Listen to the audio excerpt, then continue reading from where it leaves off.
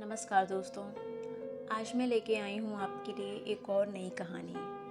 यह कहानी ग्वालियर शहर की एक भूतिया हवेली के बारे में है। कहानी पसंद आए तो इसे लाइक ज़रूर कर दें और ऐसी ही और कहानी सुनने के लिए चैनल को सब्सक्राइब भी कर दें। आइए सुनते हैं।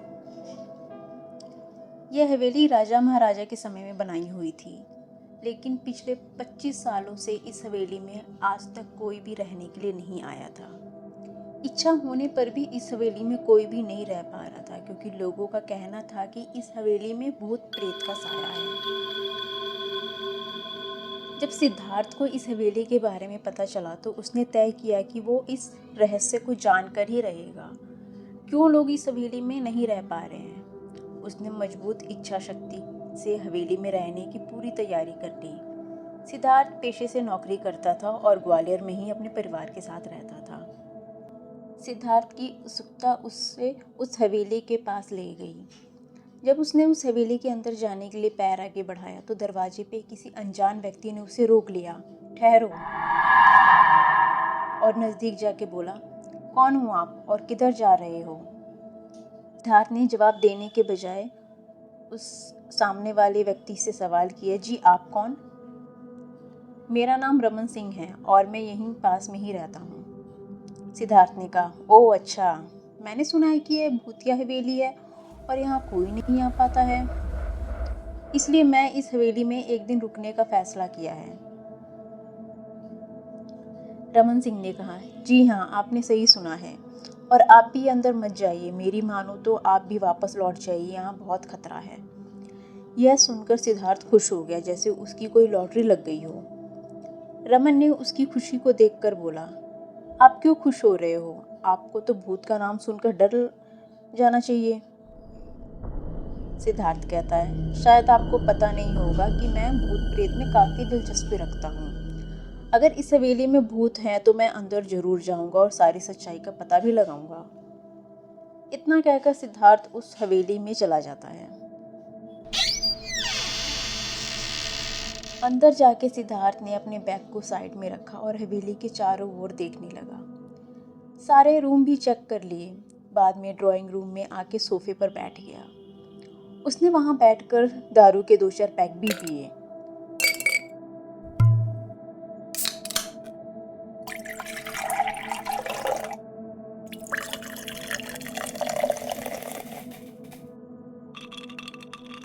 अचानक उस रूम में लाइट का एक बल्ब चालू बंद होने लगा, लेकिन सिद्धार्थ ने इस पर कोई ध्यान नहीं दिया। थोड़ी देर बाद दूसरा बल्ब भी चालू बंद होने लगा। फिर तो हवेली की सारी लाइट चालू बंद होने लगी। थोड़ी देर बाद दूसरा बल्ब भी चालू बंद होने लगा। इससे सिद्धार्थ थोड़ा सहम सा गया। उसके बाद हवेली की सारी लाइट उसी तरीके से बंद होने लग गई। यह सब देखकर सिद्धार्थ अपनी जगह पे खड़ा हो गया और पूरा सचेत हो गया। अचानक उसके सामने एक छोटा टेबल हवा में उड़ने लगा।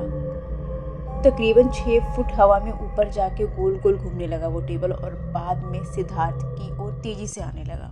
सिद्धार्थ ने तुरंत ही अपनी जगह बदली और दूसरी ओर चला गया, और वो टेबल वहीं जाके गिरा जहां सिद्धार्थ खड़ा था। सिद्धार्थ कुछ समझ पाता उतने में सोफे की शीट उसकी ओर आने लगी। वो जल्द खड़ा हो गया और छलांग लगा के दूसरी ओर कूद गया, जिसके कारण सोफा दीवार को टकराया और सिद्धार्थ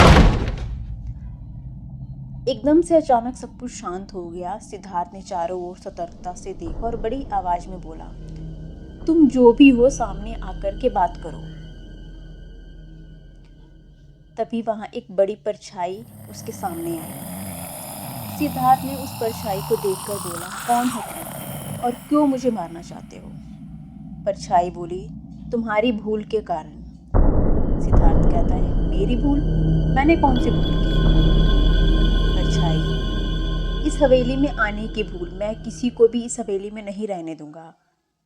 सिद्धार्थ कहता है, लेकिन क्यों?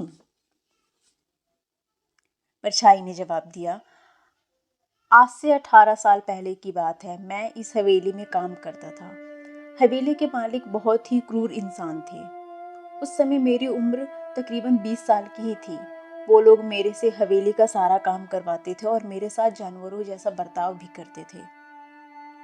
एक दिन हवेली के मालिक और उनका परिवार कुछ दिनों के लिए शहर से बाहर चले गए और मुझे इस हवेली में बंद कर दिया ताकि मैं अब कहीं भाग न जाऊं। कई दिनों तक भूख और प्यास से तड़पने के बाद मेरी इस हवेली में मौत हो गई। इस कारण की वजह से मेरी आत्मा इस हवेली में भटकती रहती है। मैं किसी को भी इस हवेली में नहीं रहने दूंगा, क्योंकि इस हवेली में मेरा खून हुआ था और इस हवेली में जो भी रहना आएगा उसकी मौत निश्चित है। सिद्धार्थ ने कहा, मैं तुम्हें अपने असली रूप में देखना चाहता हूँ। परछाई ने कहा, तुम्हें मारने से पहले मैं तुम्हारी ये इच्छा जरूर पूरी करूंगा।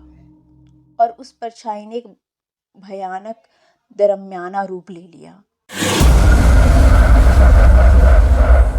उसका चेहरा इतना भयानक था कि सिद्धार्थ भी एक क्षण के लिए डर गया था, लेकिन दूसरे ही क्षण उसने अपने आप पर काबू पा लिया। बाद में उसने अपनी जेब में से एक सफ़ेद पाउडर निकाला और उस भूत के ऊपर फेंक दिया। वो सफ़ेद पाउडर कोई मामूली पाउडर नहीं था, बल्कि तंत्र विद्या से बनाया गया एक भभूत था। भूत के पर पाउडर पड़ते ही वो जलने लग गया और बड़ी बड़ी ज्वालाएं उठने लगी और वो बहुत जोर जोर से चिल्लाने लगा और बाद में पूरी तरह से जल गया।